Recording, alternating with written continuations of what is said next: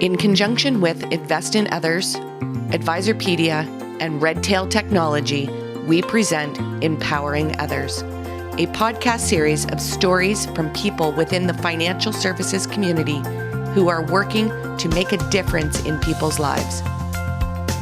Our hope is that you will listen, learn, and be inspired to find ways to use your gifts, whatever they may be, to help others. The opioid epidemic has spread like wildfire across the country over the past decade.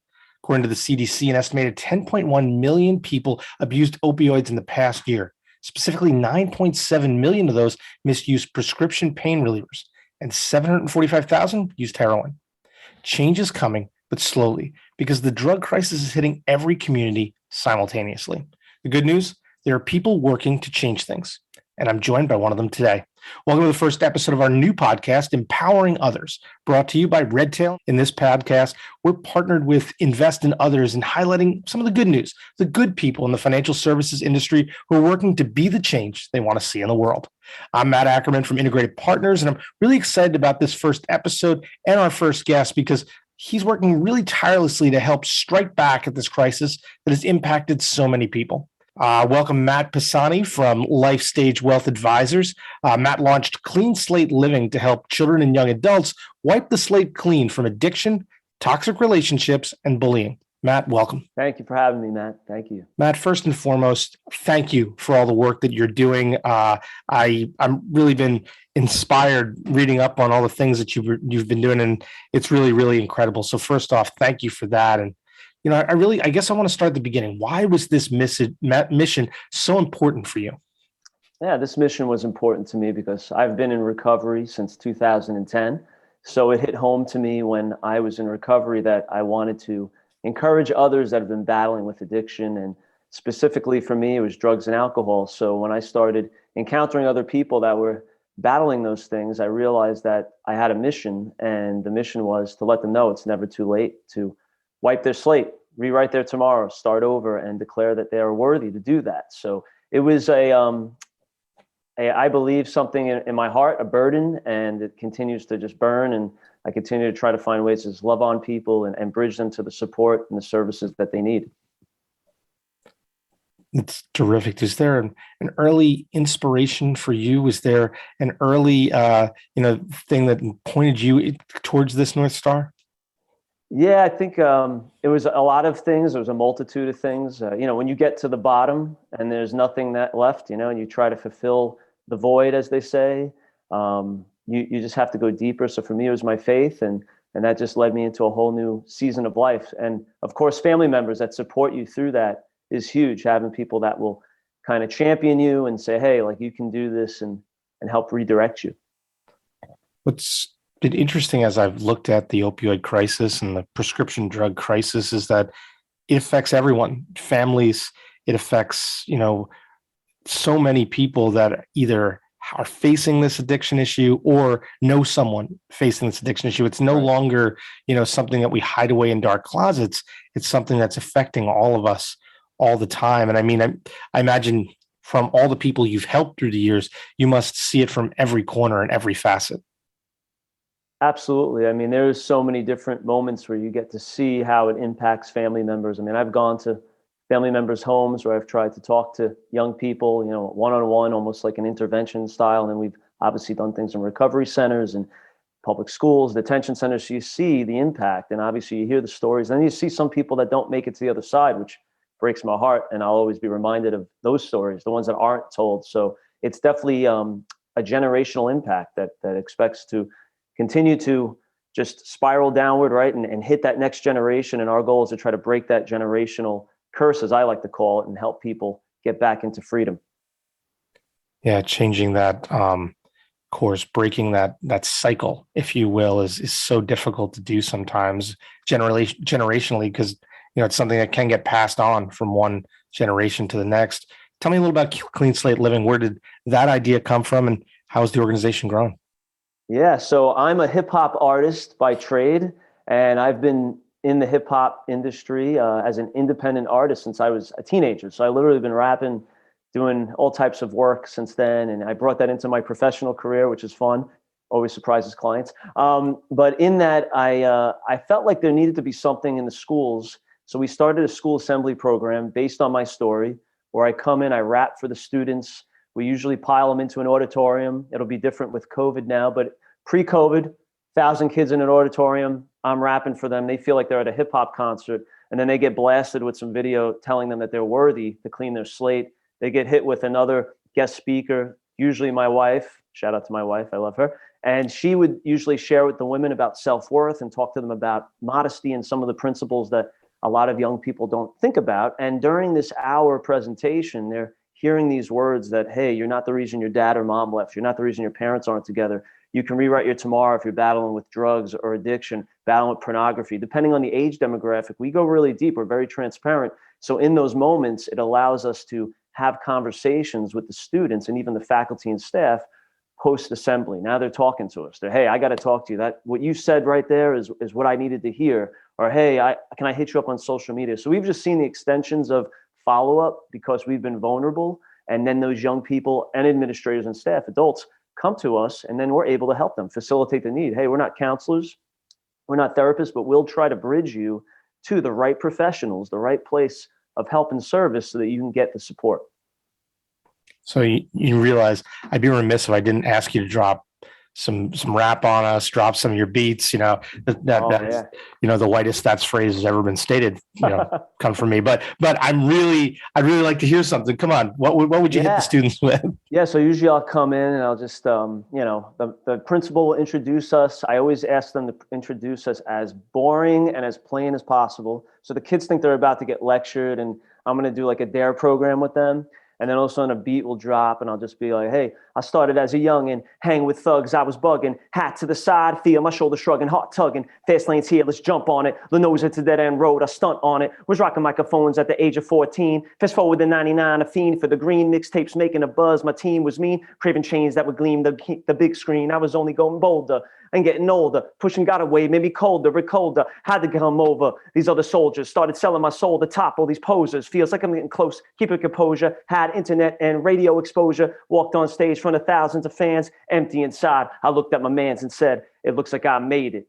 Nah, man, I didn't make it. So right there, like they see pictures of me rapping on stage before I got clean. They see me at MC battles. They see me with do-rags on and all these different cultural attires that were part of hip hop when I was doing it younger. And right away, I'm establishing that credibility where they're like, whoa. And then usually they'll challenge me. I'll go back and say, drop top Beamers and Bentleys is what I used to spit. Took the sex, drugs, lies, laid it at the crucifix. Man, you ain't new to this, yo. You know the flu. And then basically they're like, whoa, wow, he's got different flows. He's got different cadences. So for the kids that are really into hip hop, it really grabs their attention because now I'm showing them different cadences. And then at the end, I'll even do a thing called Stump Matt where the kids will give me a couple of words and we'll get like a beatbox going or a beat drop. If Ren Raps is with us. Shout out to Ren Raps, our DJ, who's a professional as well, but he just comes out and volunteers his time. So we'll start doing freestyle. So we actually bring them back into even hip hop culture and say, hey, you can be involved in hip hop, but use your gift for good. I was using it for the wrong reasons. I was glorifying all the wrong things, drugs, alcohol, women, all the things that left me empty. So it literally left me empty prior to obviously realizing, right, that there was a deeper meaning for my gifts. So I try to encourage the young people. You may not know how to rap, but you may know how to play an instrument. You may know how to paint. You may know how to play a specific sport.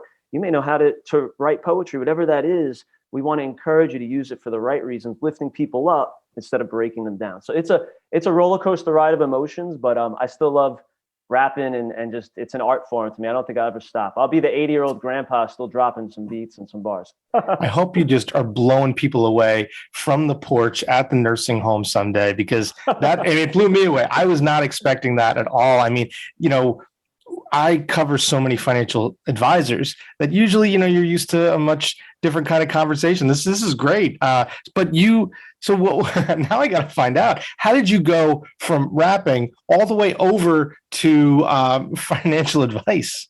Yeah, it's an interesting bridge. I was studying to be a teacher, and I got my master's in special education.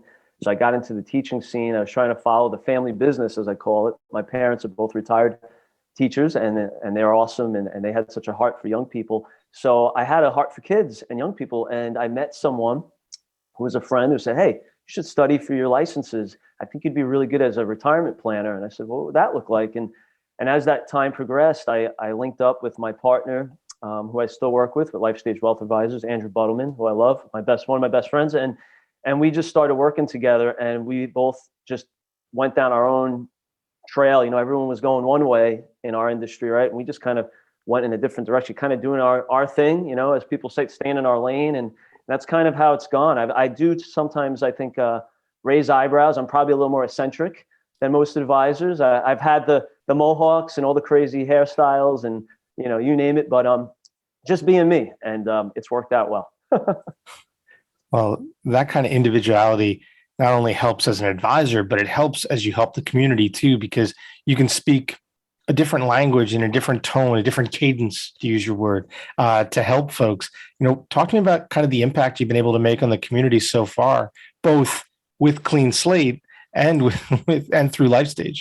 Yeah, well, with Clean Slate, it's been fun because we're able to do outreaches, we're able to do concerts sometimes outside, and different types of partnerships with fighting against human trafficking, which we just did this fall with a great group up in New York, Cycling for Change. A good friend of mine that is combating against that, Dr. Santosh Polis, and just different ways that we've found to integrate our message with other organizations. And then, of course, you just get follow-up from people where they say, hey, could you be a guest speaker? Or can you just come and perform at our fundraiser and encourage people to rewrite their tomorrow? So it's been a unique ride. It hasn't necessarily been just one thing, but I feel like we're a platform of many things. And similarly, professionally, I believe that's happening as well, helping people not just with investing, but their full financial picture, trying to encourage people to really look at everything, a holistic approach.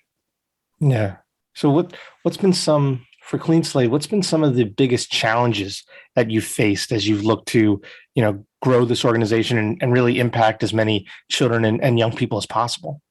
I think we're a radical organization, and I use that word because a lot of school assemblies are very, I think, just, hey, this is how it's going to be, and we're very innovative. So sometimes it's hard to connect the dots with a school district. They may not grow trust right away.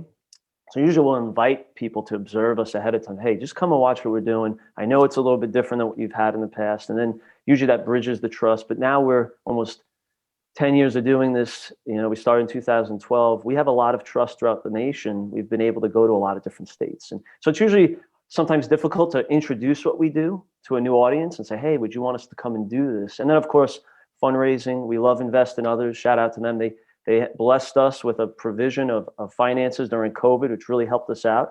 And we just love organizations that come behind us and basically sew in financially and even with their time to help create this credible platform that young people would be appealing and I think even attracted to, where they say, wow, this is different. I want to listen to these guys.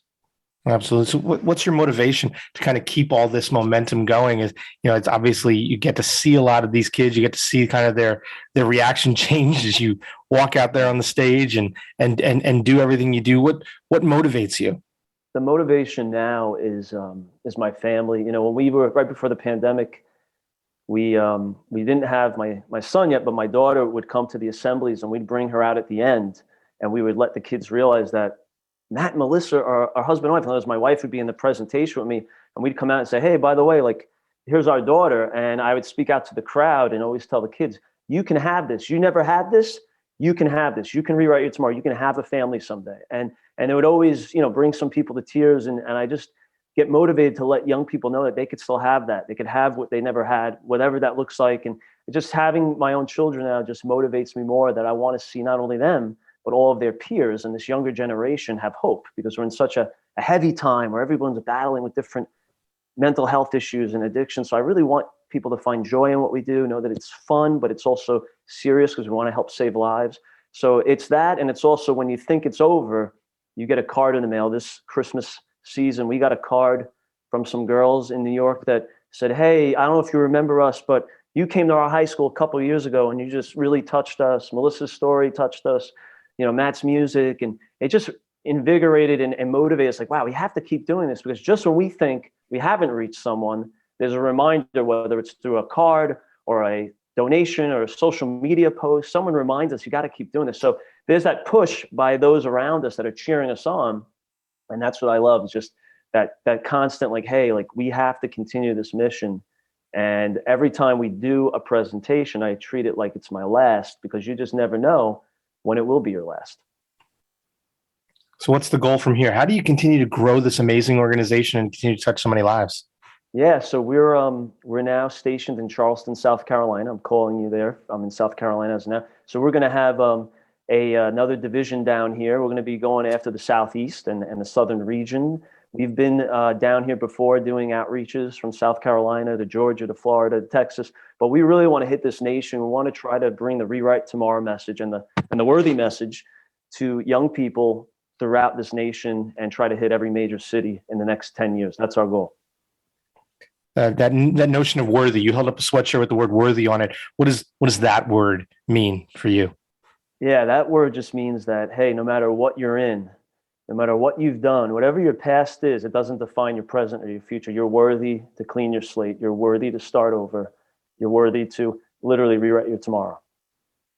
That's amazing. That's a really good note to end on here, just because it's sometimes so hard for someone that has fallen down to get back up and to feel worthy again. And it's just such a great note. It's something amazing that even I believe Invest in Others does. The Invest in Others Charitable Foundation provides that great platform for advisors and other professionals to really increase visibility and funding for their favorite nonprofits. Last year, Invest in Others awarded over $1 million to 100 nonprofits through its grants and recognition program, and plans to do so again this year. Invest in Others will be offering 4 programs this year with opportunities for advisors and other individuals working in the industry to win anywhere from $20,000 to $75,000 for charity. You can visit investinothers.org to learn more. Matt, you are really such an inspiration. This conversation's been great. This is the first podcast I ever hosted where someone rapped. So really, you're setting a new bar. So thank you so much. And please continue your great work. And it's been an honor to chat with you. My honor. Thanks for having me. Thank you, Matt. Thanks for making us all feel worthy. And I look forward to talking again down the line. Yes. See you soon. Thank you for listening to today's podcast. We hope you are inspired to go out and make a difference in your community. For more information on Invest in Others, please visit investinothers.org. Thank you to Redtail Technologies for sponsoring these important conversations. To learn more about how Redtail can help you streamline your prospect and client communications, please visit redtailtechnology.com.